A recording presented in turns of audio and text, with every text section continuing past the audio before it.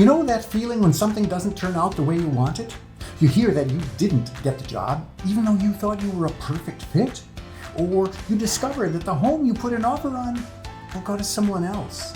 Or you scratch off the lottery ticket filled with excited anticipation, only to realize that once again, money's passed you by. You know, disappointment, it comes when we least expect it. No, wait, actually, it usually comes exactly when we expect it. So what's really going on with disappointment, and how can we experience it less often? Well, that's what we'll look at in this video. Stay tuned.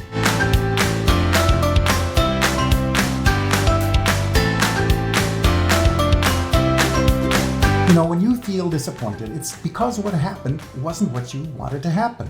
Seems pretty simple, and at one level, it is pretty simple. You want a certain thing, it doesn't happen. Not having your want fulfilled causes you to feel disappointed. And we all feel disappointment from time to time. It's perfectly natural. And the simplicity of it helps you know what's important to you, that there's actually more to the story than that. You know, when you are disappointed, you're actually making a judgment about how things should be. They should be this way, not that way, and you're clearly attached to a particular outcome. The problem with that is that you make the outcome mean something. You tell yourself a story explaining the reason things turned out the way they did. Maybe you tell the story that someone else did something wrong, that they're in the way of you getting what you want, that it's their fault things turned out badly. Or maybe you tell a story that things turned out badly because there's some sort of flaw in you.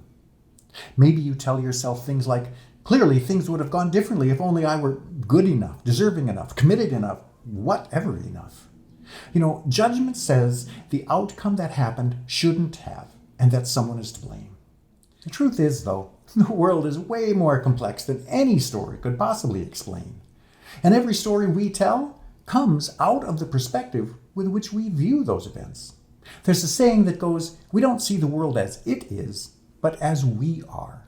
And if you ask 5 people who all witnessed the same event what happened, you'll probably get at least 5 different responses. Their response is based on where they were standing, what they were looking at, what they were thinking about at the time. We're all telling ourselves stories all the time. But how do you know the story you're telling is the one that's true? I mean, there are always many possible stories you could tell.